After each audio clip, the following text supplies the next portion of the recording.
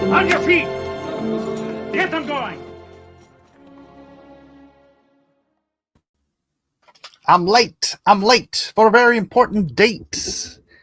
Good evening, good afternoon, good morning, whatever the case may be. Welcome to Cross Examinations Live. I'm your host, Mike S. Miller, here to talk about Bible stuff. I'm not a pastor, priest, rabbi, or scholar, or theologian, or any of the things you might come to YouTube to listen to some random dude talk about the Bible. But this hair is like killing me. It's like just this one little random curly thing. I got it. Can I get it? Can I? Out. Darn annoying. It's still there. I plucked the wrong hair. All right. Anyways, welcome everyone to Cross Examinations. It was funny. You know, we were talking about slavery yesterday. Slavery, and all of the atheists failed completely to give me any argument for why slavery is objectively wrong. Yet these very same people are constantly using slavery as a whipping boy against Christianity. Well, the Bible says the Bible condones slavery. I'm like, all right, tell me why slavery is wrong.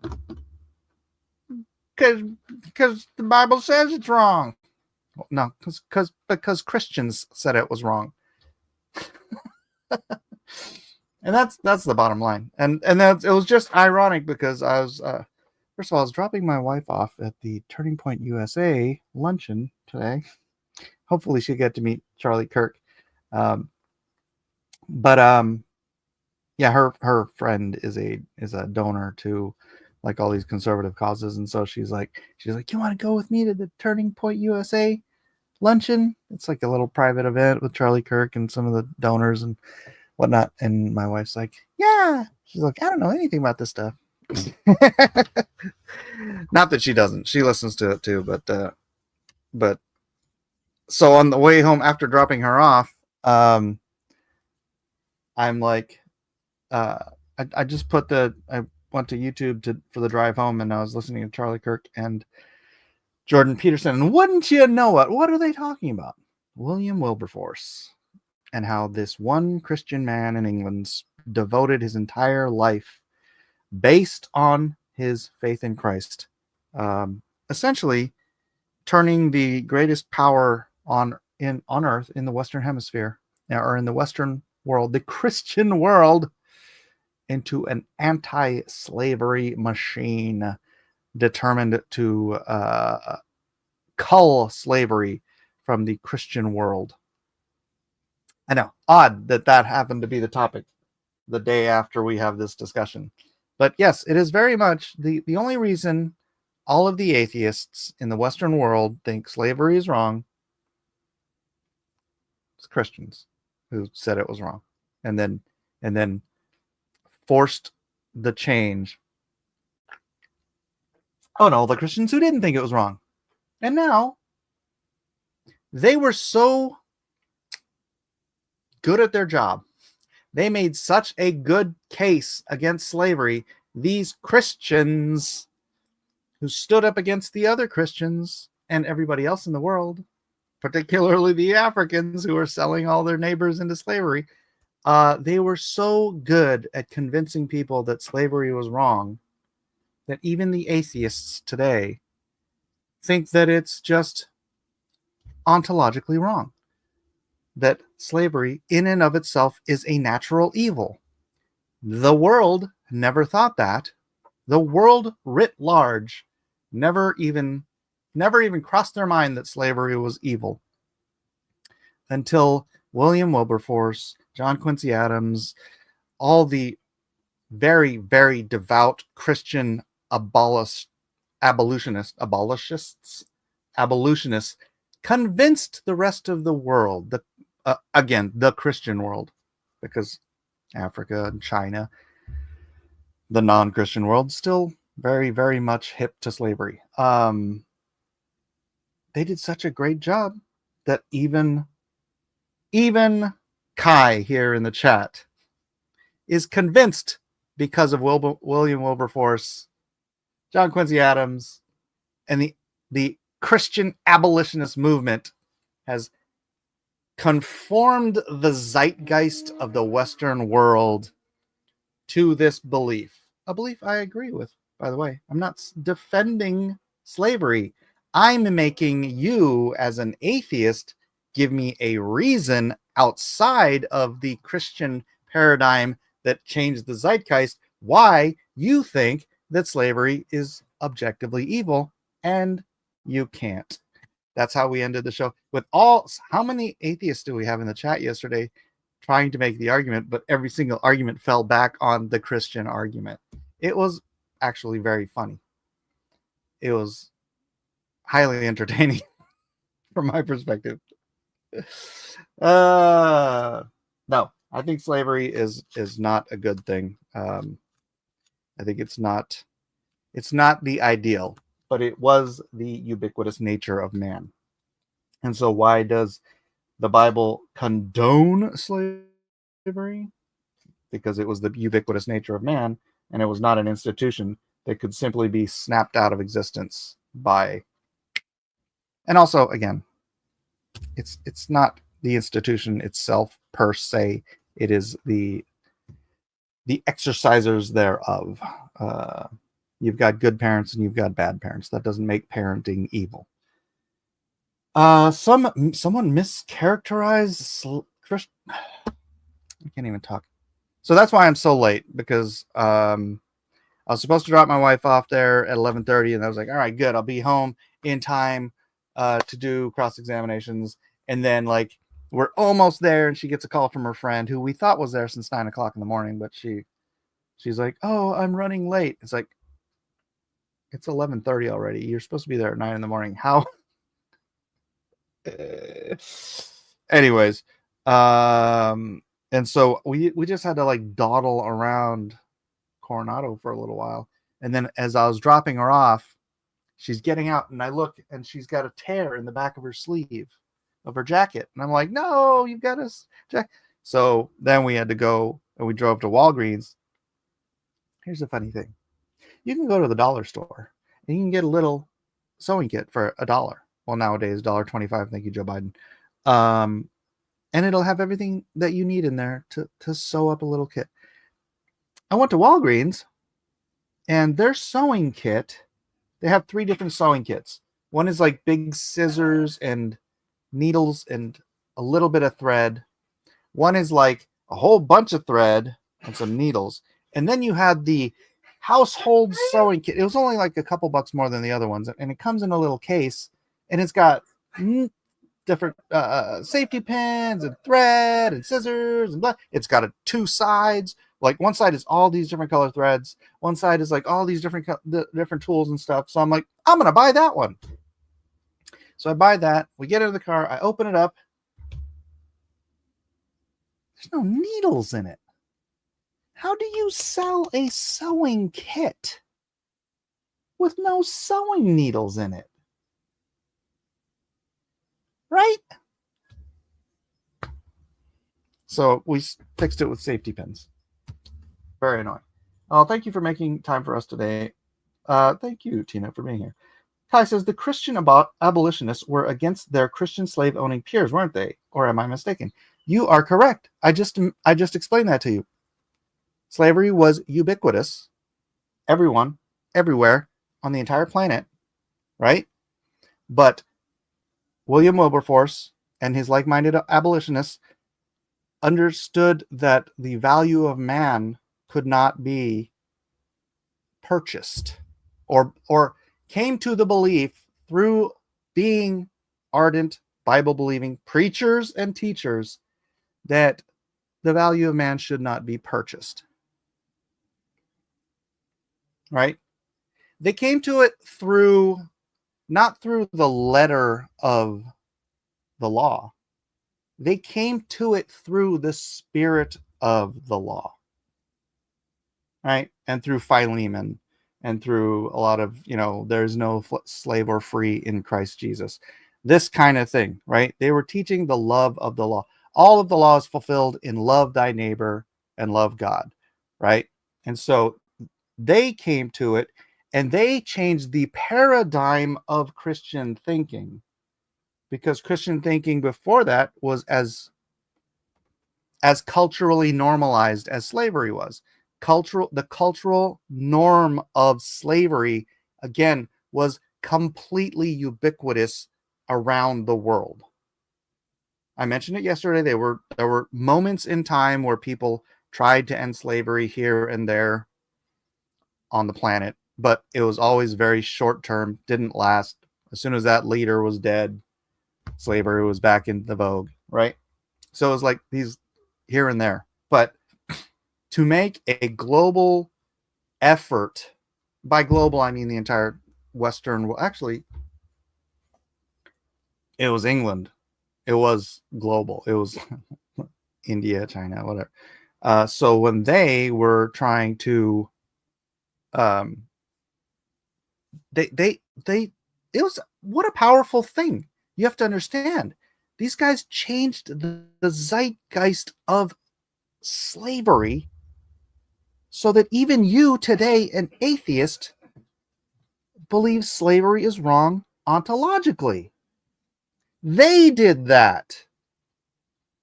It wasn't the Enlightenment movement. It wasn't secularists. It was Christian preachers that changed the moral understanding of slavery in the West. You can't get away from that. The only reason you sit there and say slavery is wrong is because of these guys, is because of Christians. Arguing that other Christians believe that, it's like, duh. Everyone believed that. But it was Christians preaching the spirit of the scripture that convinced you, atheist in the modern Western world, that slavery is wrong. There's zero argument against that. Accept that and move on with your life. I hate these people who try to pretend like Christianity has done nothing good in the world. What are you, high?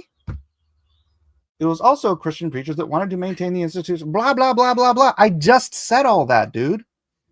I literally just said that. Everyone in the world believed that.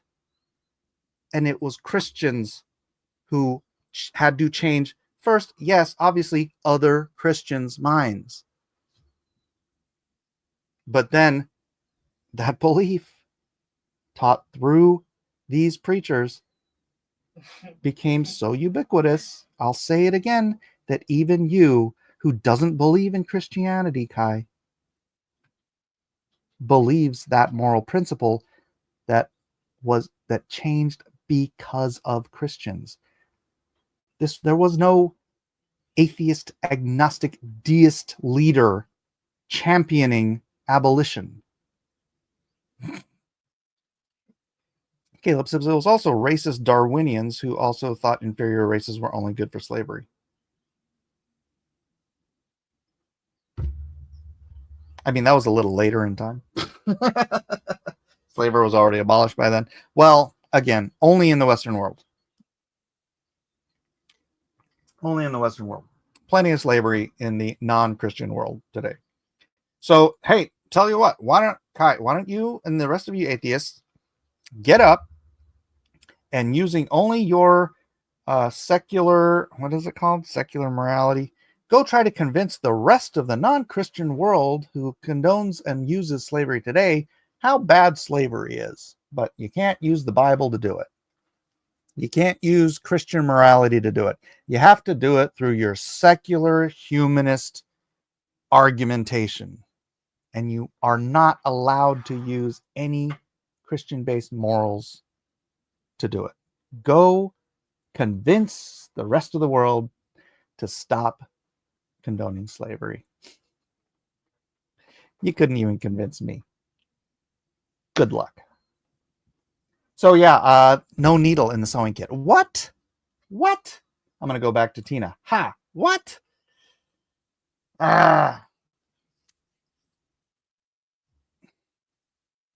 Fine. Darwinian types. Yeah, no, that was much later. And I don't know entirely. I've seen stuff, but I can't confirm it. Wherein the I don't want to say Hitler. I don't want to bring Hitler in, but like who was the who was the propagandist for the Nazis? Goebbels. I think, and I could be wrong here. I could be wrong. I've heard this and I've seen something about it, but it may not be true. But that Goebbels was using Goebbels was, yeah, but it's spelled Goe. So I don't know why you pronounce it Goebbels, but it's spelled like Goebbels. But yeah, he was saying that like Negroes are obviously less evolved than the Aryan race, and I think that's even why they might have appreciated the Asian. They thought even Asians were higher evolved. Asians as in Orientals. I don't think they meant like Hindus and stuff. Indians. So there's a bit of point to your argument if that is true, Caleb, the Darwinian types. But even they did have slave labor. Nazis, Soviets, Chinese, communists, they all use slave labor. They won't call it that, right? But they did. Especially the Chinese. Especially the Chinese. I'm going through the Gulag Archipelago again. Holy cow, the first of 7 videos on this. It's the audiobook. The first of 7 of the audiobooks, of the audiobook total, is 11 hours and 40 minutes. And I just finished that. Oh my gosh. I got to spend another 70 plus hours listening to this book. Mike, I needed tweezers once and ended up buying a whole manicure set. Everything worked out okay, except for the tweezers, of course. Of course. And the thing that, twisted my knickers about it was that like I said, you could go to the dollar store and get a perfectly good sewing kit. Heck, right here. You can go to the dollar store and get a sewing kit like that. See, that's the thing. I literally have 3 flippin' sewing kits from like the dollar store on my desk. And I should just leave one of these in the car with some thread. And those are like the dollar ones. I'm the one in the house that sews everything when it's broken, not my wife. So just FYI, I'm capable at things like that. You couldn't pick up fishing line with those crappy tweezers. Oh, that's too bad. All right. Anyways, okay, we're done with Job, guys. Ideas for the next book. The next book in the Bible that we will have Grok translate for us. Or, you know what? Let's not start a book today. Do you guys have any particular scriptures that you love that you'd like to see Grok translate? Like to see the Grok translate, and we can kind of dive into this and do the Grok translation and then do a comparison with Blue Letter Bible and see how it works out. Obviously, the Grok translation, like when it didn't do start using Logos FFS. Okay, what's the website for Logos? Let's check out Logos. Kai has been bugging me to check out Logos, but I really dig the Grok translation. Why are you hating on the Grok translation? I think it's awesome. It's been very, very eye-opening for me. My dad always sewed for me too, Mike. I didn't find you sewing unusual at all. It's so useful. It was so useful you became an atheist. I'd like to know what your journey was, Kaya. How it is you issued the church. What happened to you? What happened to you? Oh, shoot. Sorry. I have very little room here now. Can you tell me what the actual name of the website is? Is it just logos.com? What? I mean, I could just bop around on the internet typing in words. Maybe it's just logos.com. I bet Kai was a Mormon. Larry. Kai? Were you a Mormon? The world's most powerful Bible study platform. Start free trial. You have to pay for this? Bible study app.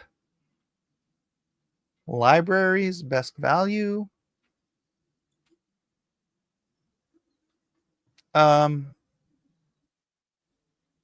I'm not. Sorry. I'm not going to. Fundamentalist Baptist. All right, give us your testimony. When were you saved? Before you tell us how you rejected Christ, why you rejected Christ, tell us your testimony of when you were saved, when you came to accept Christ, and why. When and why you came to accept Christ. There's always a good little amuse-bouche. My certificate has me saved at 4 years old. When did you, as a personal human being, enter into a relationship with Jesus Christ of your own accord after understanding your accountability to sin? First time I did it alone when I was 7. Did what alone? Yes, did what alone? What did you do alone, Kai? Prayed the prayer of salvation, Larry. And what led you to pray the prayer of salvation? Because you know it's not a magic incantation.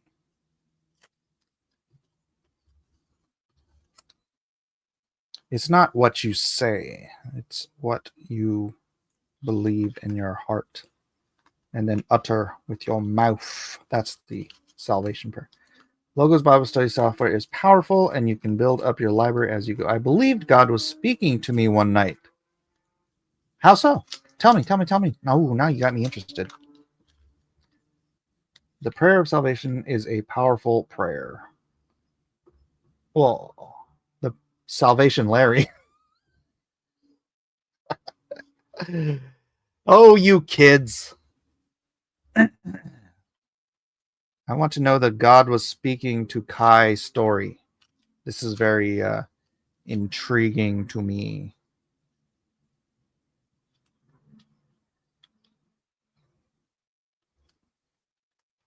Sorry, I'm gonna wait for this because I'm really interested.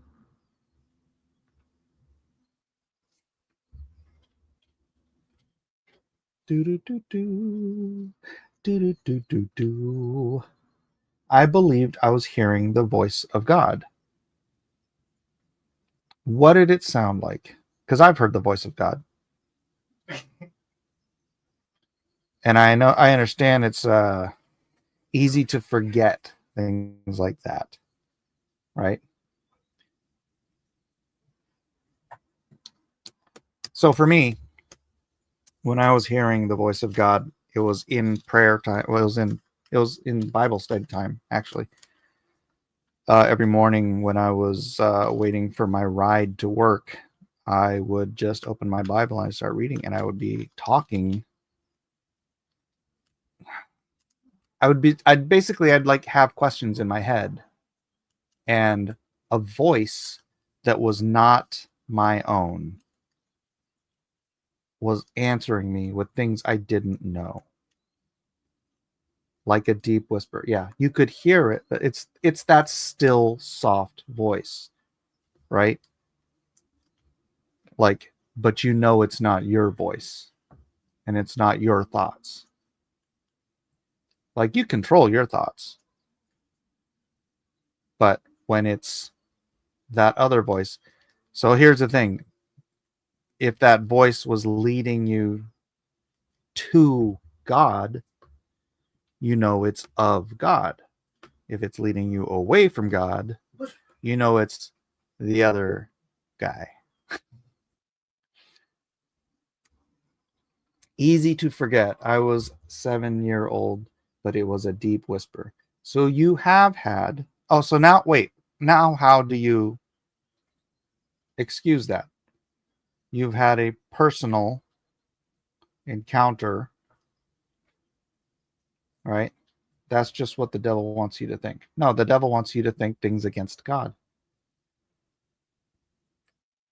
What did it say, Kai? I hear the voice of God all the time when I read the Bible aloud.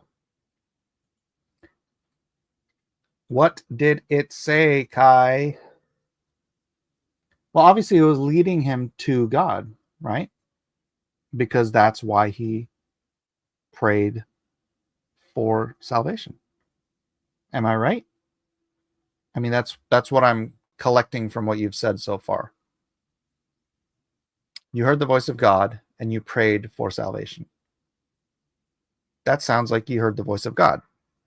Now, what brought you to reject your personal... See, most people don't get to hear the voice of God ever in their lives. Not a lot of Christians you'll hear say you can't hear the voice of God because they personally have never heard the voice of God. But I did, and I'm not going to say it wasn't.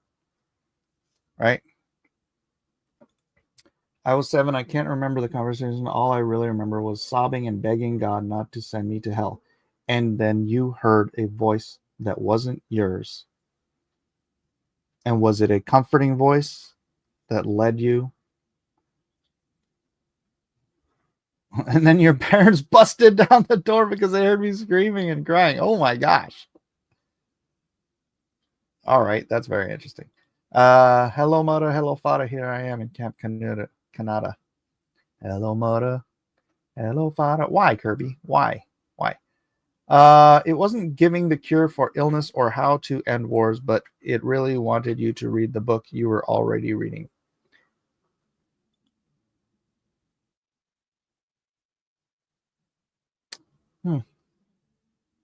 Is that what you need? Here's the thing about the cure for illness.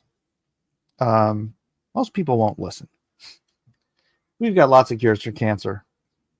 Plenty of cures for cancer, but most people won't listen.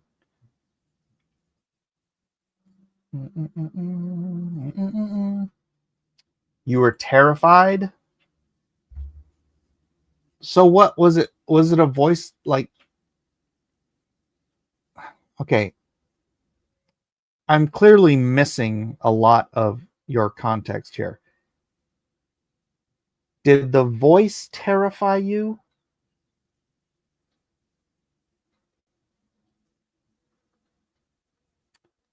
What did Tina say? Do you feel hurt or let down when he believed you most needed him? When believed you most needed him. Gotcha. Maybe it's just Jesus getting down. Well, I mean, look, that's one of my evidences that there is metaphysical. I wouldn't say the voice itself, it was the experience. That's interesting. I don't know. I'd like to sit down with you over a beer and get this whole story. And I know this typing experience isn't really... You want to come on and talk about it? I went to camp a couple times with my brother, and it was fun. I don't know if I'd let my kids do it. What, church camp? Oh man, we go to church camp. It's the best thing every year. We have a winter camp and a summer camp, and it's my favorite thing. Um, you know, go there, spend time with the kids, spend time with my kids, and specifically. Unfortunately, this oh my gosh, I think this is the last summer camp, unless I just keep going. But my kids won't be there anymore because Mike is going into his senior year, so this will be his last. Isaac's finished last year. Unless I keep going with JoJo, but JoJo doesn't. I don't know if JoJo would go to camp.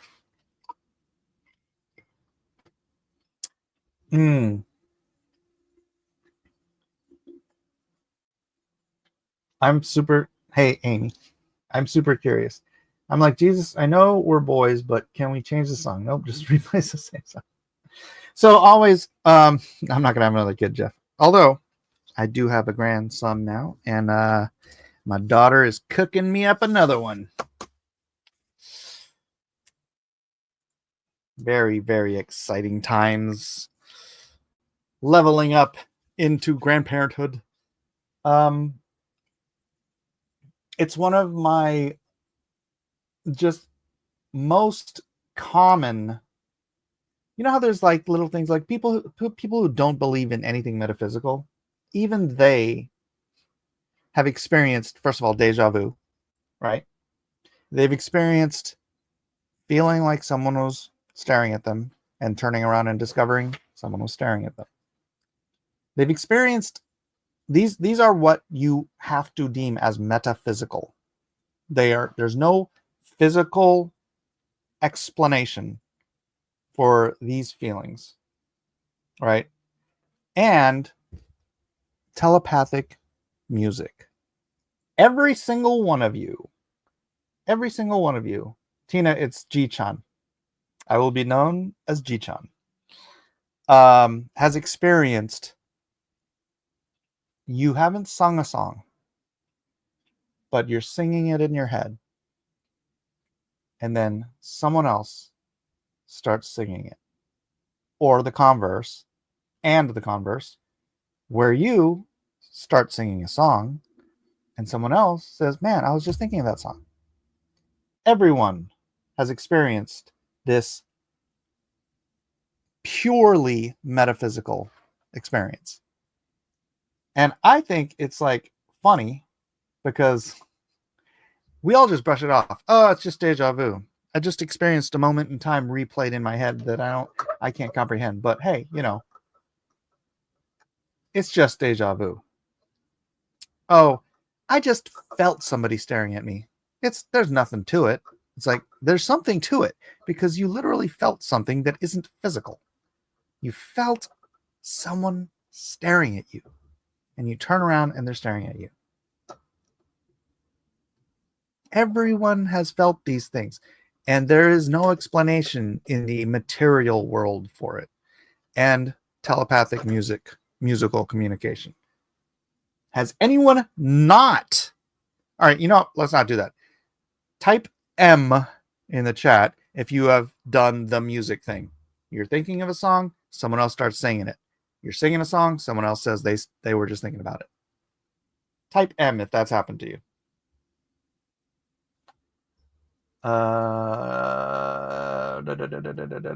You tell them, Mike. It's a chance, and you tend to remember when you get it right. What? Kirby got an M. Doug Tenaple got his channels back. I know, right? I know. It's awesome. So he's got like 500,000 subs. He's probably got close like 700,000 between the two, but there's probably a lot of crossover.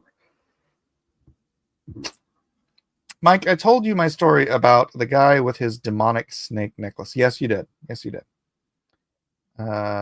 M. Though it wasn't music, I was thinking, oh, really? Explain. Dive deeper into your explanation. I did set up Doug's Facebook page for him several years ago. Did you really, Tina? Did you come to me through Doug? My music taste is way too specific for that to happen. What is your music taste, Kai? It happens to me and people in my family like all the time. Because you don't think, and you're like, were you just singing that? No. You know, it's like, it's weird. Trance or ambient. He's into who's also going to be thinking of A Night in Tunisia, the Charlie Parker version. Fair enough. Fair enough.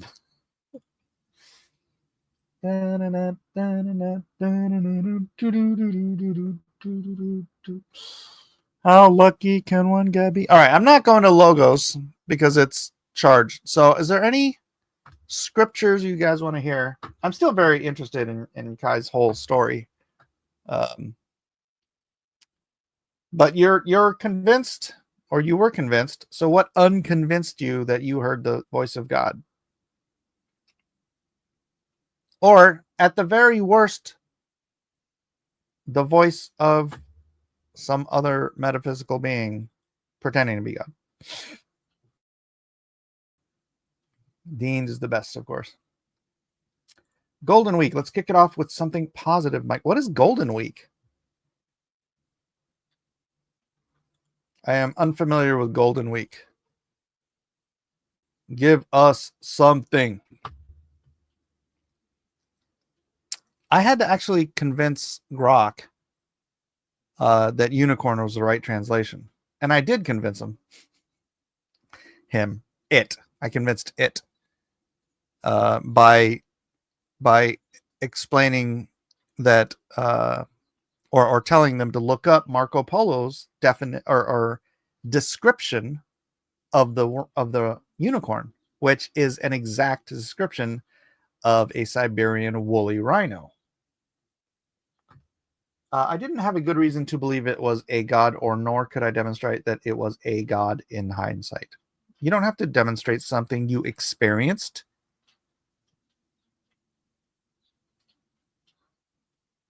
You don't demonstrate your experiences. Your life experiences are your own subjective experience. You don't have to prove it to anyone. You don't have to prove it to yourself. You experienced it. So have you somehow dismissed your own experience because you no longer want to believe in God? It doesn't have anecdotal evidence for the broader scope of an argument isn't good evidence. Anecdotal evidence to the subject to whom it happened is very much good evidence. What are you talking about? You can't ignore the things that happen in your own life because of some broader intellectual argument that the scientific world will make. It's not a want or don't want situation. You're dismissing an experience you personally had. I mean, it's okay for me to dismiss your experience or for you to dismiss my experience. But what are you doing dismissing your own experience? That's insane. Unless you've just convinced yourself that it didn't happen. But obviously you have two witnesses that know it happened because your parents rushed into your room. This is kind of crazy, Kai. You can't dismiss your own experience. That doesn't work. That doesn't work. But I agree, you can't use your experience to prove a point to somebody else. But dismissing your own experience to prove a point to yourself, that's nutty. That's just weird. Golden Week is a period of national holidays in Japan that typically spans from late April to early May. It consists of a series of 4 national holidays: Showa, Constitution and Memorial Day, Greenery Day, and Children's Day. I know about Children's Day. Many Japanese people take advantage of this extended holiday to travel or spend time with family. I devoted my life to church and missionary work by the time I was 10. And then you... What? No, I'm not. I just told you that experience I had. I'm convinced that I had an experience, but I cannot demonstrate that I was hearing from a deity. Okay, so the question then is, what unconvinced you that that was the voice of a metaphysical sort? Do you believe that at 7 you had a sudden bout of schizophrenia? Is that how you excuse your own experience in order to hang on to your rejection of the deity? I'm very curious now. I had a lot of experiences with mushrooms. Are they real or induced by the mushrooms? I mean, what's the experience? If you're like, vision is being manipulated, like you look at a girl's face that you're making out with, and suddenly it becomes a skull. Personal experience, yeah. I'm not excusing my experience. No need for the disingenuous. I mean, that's what... How else can I phrase it? I'm not being disingenuous. I'm being earnest. I don't understand how else you would phrase it. Was it a god? Was it a fairy? Was it myself? Okay, that's why I asked you if it was your voice. Because you know what your thoughts sound like. Everyone knows what their own thoughts sound like. When there is a thought from God or some other entity, unless you're actually schizophrenic, which, by the way, doesn't come and go, then you recognize your voice and the voice of the other. And if you're a kid, you're not going to be terrified by your own voice. You're not going to be temporarily schizophrenic. So what else does that leave? Was it a god? Was it a fairy? It wasn't yourself. We can catalog that out as long as you're saying you recognized it wasn't yourself, right? You recognized it wasn't your voice. You mean to tell me you don't read Harry Potter in an English accent? What fun is that? I'm not talking about accents. Schizophrenia typically manifests in your 20s. Yeah, and it's not temporary. It's not like this one time. Blimey. So was it God or was it a fairy? Either of those is the other, right? I mean, actually, I don't know. Are you a materialist atheist or do you believe in metaphysics and spiritual realm stuff? But I don't have an English accent, but I can read in one and hear that in my head. But you're still reading it in your voice, just not in your accent. And again, you know when you are the producer of your thoughts. It sounds like you've worked very hard to convince yourself that this was not a foreign voice that led you to a moment of terror, apparently. It's not my voice that I'm reading in. I'm vaguely agnostic to metaphysics.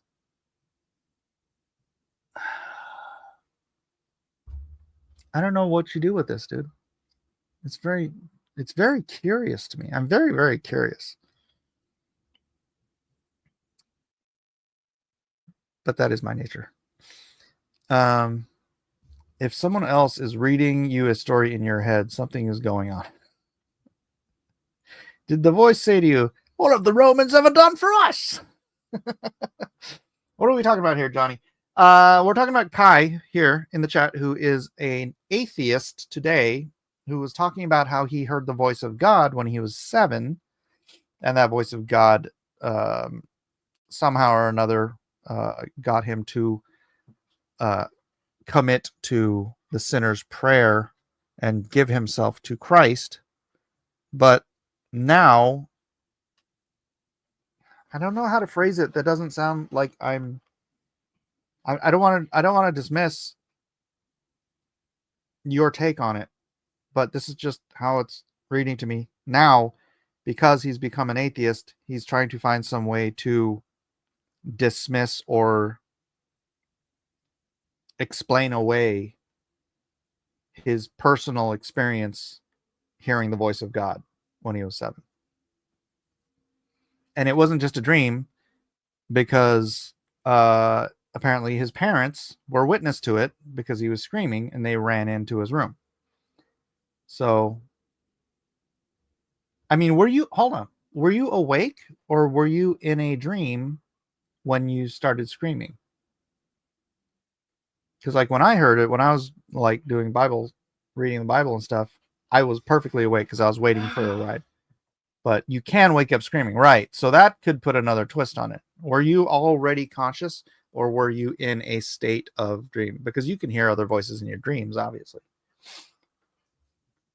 Maybe we should pray that God would help Kai speak to him again. How am I explaining away the experience when I was telling you what the experience was? I see. I don't want you to take offense by it. I'm trying to get. Oh, you were awake. Okay, so then you can take that off the table. Then what? If you're not explaining it away because of your current stance on atheism, how do you explain it? Without explaining it away, how do you explain it? Or maybe explain isn't the right, maybe just doubt? I don't know. You tell me. You give me the words. Because obviously you're taking offense to any way that I'm interpreting what you're saying. I look at it this way. Metaphysics isn't that far removed from Schrodinger's cat. So...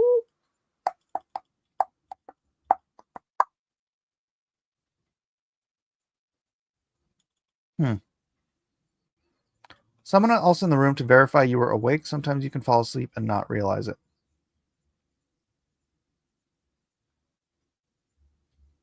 Well, I'm going to take him at his word, Corpse Grinder. If you want to argue with him, that's you. Kai, what do you think it was now? Yeah, that's what I'm wondering. What do you think it was now? I'm just repeating Larry. But that was what I'd really like to know, in your words, again, I don't want to take you out of context or anything. What methodology would I be able to use to know I was hearing from a god or the ghost of Miles Davis? Well, again, if it's a voice leading you to God, I mean, this is obviously from the Christian perspective, and I'm sure you understood that as a child. If it's a voice leading you to God, it is of God. If it is a voice leading you away from God, it is of the other. The Ghost of Miles Davis would just sound like cool jazz, probably. It was a question, not an argument. Okay. Understood.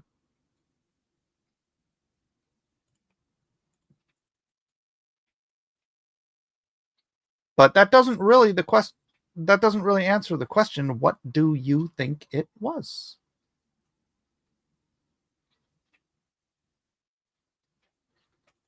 I was indoctrinated as a child, so I had built-in presupposition of it being a god. Okay, I get it. Now, what do you think it was?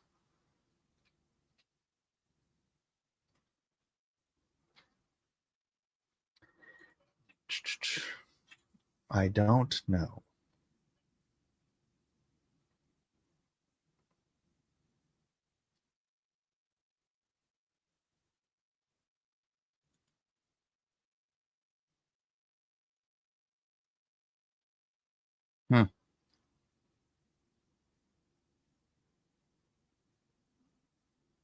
And you now give it no weight in your theological understanding of the world?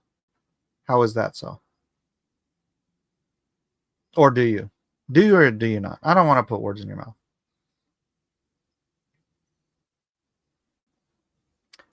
Johnny says, I've felt God speak to me, but never heard him audibly. Yeah, it's been a long time for me. This was last century.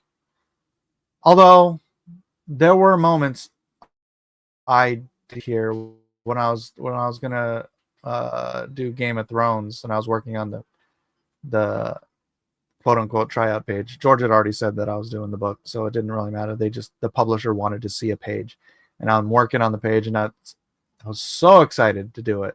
And it was something I'd wanted to do for like a decade because it was my favorite series of books. And as I'm working on this page, I just hear that still small voice just in the back of my head. Mike, you're not doing this book. And I'm like, yes, I am. And just over and over for hours. Mike, you're not doing this book. And I was like 90%. I still have the page. I was like 90% done with this page. And I just broke. And I'm just like, and I'm writing George and my editor and the editor just like literally in tears because I wanted this so bad. I wanted this. I wanted to draw A Song of Ice and Fire. Just make it my career. I just wanted to be the guy that drew the entire series. Boy, I'm glad God turned me away from that. Seeing as how the books aren't even done now. And I'm just typing George like in tears. I'm like, George, you're not going to understand this, but God is telling me I can't do this book. And no response. And I was like, man, I just burned my entire relationship with George. Because we've been planning on this book for like I said, like a decade. Because I did the Hedge Knight and the Mystery Knight, Sword. And it was all kind of a precursor to me doing A Song of Ice and Fire. And then we finally got the budget and all that stuff from Penguin Random House. And we were going to do A Song of Ice and Fire. And George calls me and he's like, Mike, I got great news. It's like, Random House is doing it. We're going to do the Song of Ice and Fire. Now I just have, I just want to know because I know you're a Christian and I know you say you won't do nudity, but there's nudity in the book. And I'm like, George, I know how to get around nudity as an artist. I don't have to draw any of that stuff. He's like, okay, that'll work. But there's homosexual characters in the book too. I'm like, George, I've read every single book so far. And the homosexual stuff is like, it's not even in there. It's not even like, you know what they did in the HBO series where they made it just blatant that Renly and Loras were having an affair, that they were gay? That's not in the books at all. It's only like snide remarks by other people that insinuate that they're gay. So I'm like, if I even get to that point, George, it'll be like years down the road before anything like that ever even comes up, and I'll just deal with it then. He's like, all right, well, the book is yours. The publisher just wants one page as a tryout, but don't worry about it. I dance with the ones that brung me. That's one of George's sayings. He's like, I dance with the ones that brung me. So he's a super loyal guy, and the book was mine. And God wouldn't let me have it. The homosexual stuff is barely implied, right? And God wouldn't let me have this thing that I wanted so desperately. And that was the last time I heard his voice, but it was something so clear and so against what I wanted that I knew there was no way it was my voice.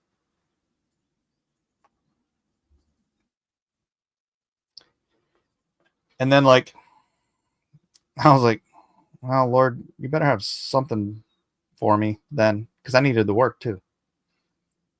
And shortly thereafter, I got Injustice. And Injustice ended up being like the thing I'm known for, because it was like the biggest digital comic in the world, like the entire time I was working on it. And then I get a call from Dynamite, and Nick's like, I know, George told me you can't draw the book, or he didn't say George told me. He's like, I know you can't draw the book, but I was wondering if you would at least do the covers. And I was like, I can do the covers. So I got to be the Game of Thrones cover artist. And then I got Injustice. And so God had something better for me. It wasn't what I wanted, but you know what? Oddly, it really was what I wanted, because back in I know this is all comic book stuff and we're not getting to the Bible at all. I apologize. Back in 2000, I had the one thing I wanted to do with DC was a maxi series with JLA. I had a maxi series with a writer. I can't remember. I think it might have been Len Kaminsky. I can't remember who the writer was, but it was greenlit with my editor, greenlit at DC, and it was right. We were right about to start this Avengers Forever for DC Comics, and I got blacklisted. And so the road back to me for DC was that DC made the fool mistake of buying Wildstorm Comics. And so there ended up being a New York DC and a Los Angeles DC. I was blacklisted in New York DC, but Los Angeles DC was headed up by a bunch of guys I already knew and I was friends with. And so that's how I started getting work back at DC and breaking through the blacklist. Anyways, this is all that just to say, it's like I have heard the voice, the still small voice.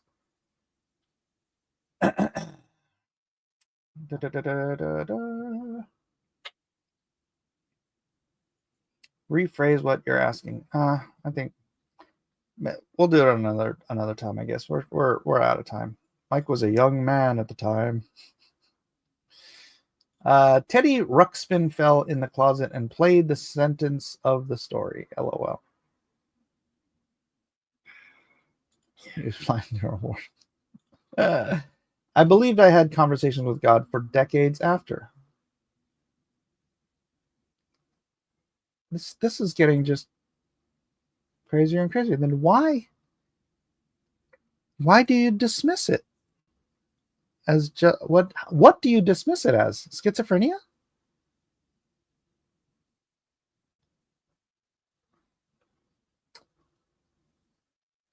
Ask if he's there. Is there something you'd like to know from him, Kai? At one point, I believed I didn't even need to ask. I believed we were just chatting. In such a close relationship that asking wasn't required. He'd just answer.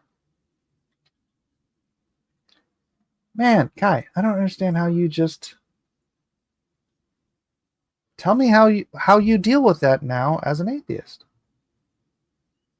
And I don't know is not really a very rigorously thought out answer.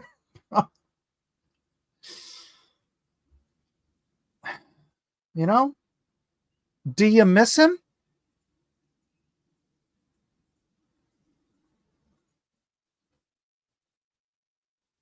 You're running out of time, Mike. I know.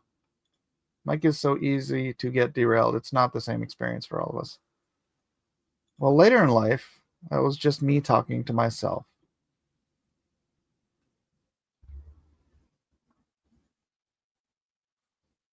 Do you actually talk to yourself in conversational format?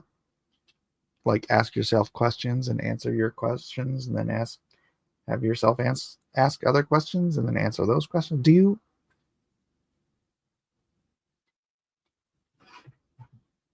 See, me talking to myself is just me thinking to myself. It's not me asking or talking and then responding and then responding. It's not a conversation. When people say you talk to yourself, that doesn't mean you're having a conversation in your head. It means you're thinking thoughts in your head. That's talking to yourself. If you're having conversations in your head, somebody else is there.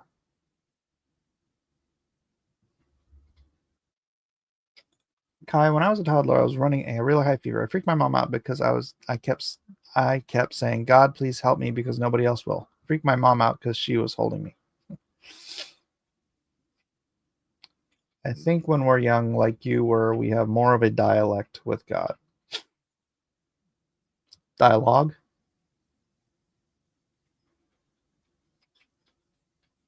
All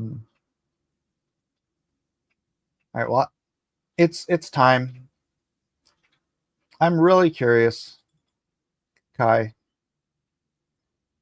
Do you miss talking with God? I can't remember the name of the guy, but he was who's that really, really big evangelist? Billy Graham.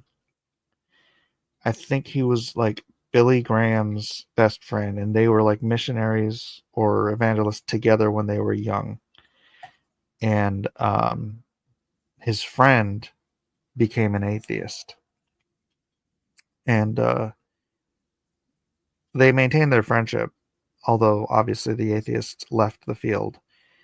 And on his deathbed, Billy Graham, and I believe this was Billy Graham, might have been Spurgeon. I don't know. It's one of the big evangelists. He went to his friend on his deathbed, and I can't remember the whole conversation. I should look it up. But the one thing the guy said was, he said he misses Jesus and just started crying. It's like, spent all these decades just rejecting Jesus, and then on his deathbed, he's like, I miss Jesus, and just bawling.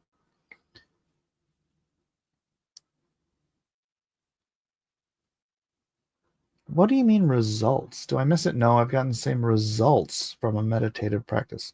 So you go into meditation and you talk to yourself and have conversations with yourself. It's interesting. All right. Well, I guess that doesn't leave us anywhere, but our time is up. I got to make lunch and then do my other show. Oh, shoot. I got to upload some files too. Dang it. I don't have any time these days because I'm doing all this whatnot. So anyways, God bless everybody. Thanks for being here. It's Friday, so see you on, I don't know if I can do Monday. I got a meeting and then another meeting. The statement is a paraphrased account of Charles Templeton's deathbed confession to a friend where he acknowledged his longing for Jesus, a conversation with journalist Lee Strobel. Temptation. Oh, okay. Hamburgers, Johnny. Hamburgers for lunch. I got to go make them right now. So God bless our... Okay, I'll just read what Tina's right. A former evangelical minister turned agnostic stated that Jesus was the greatest human being that ever lived and expressed, I miss him. Templeton's wife later recounted that on his deathbed, he was going upward, seemingly seeing angels, said, look at them. They're so beautiful. They're waiting for me. I'm coming. Aww.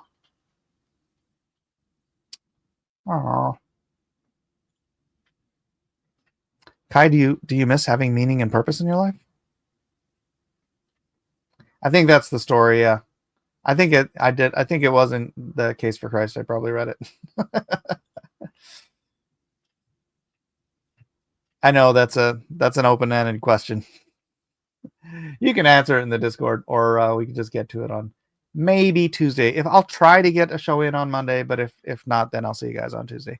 Anyways, God bless. Have a great weekend. We'll see you next time. Bye.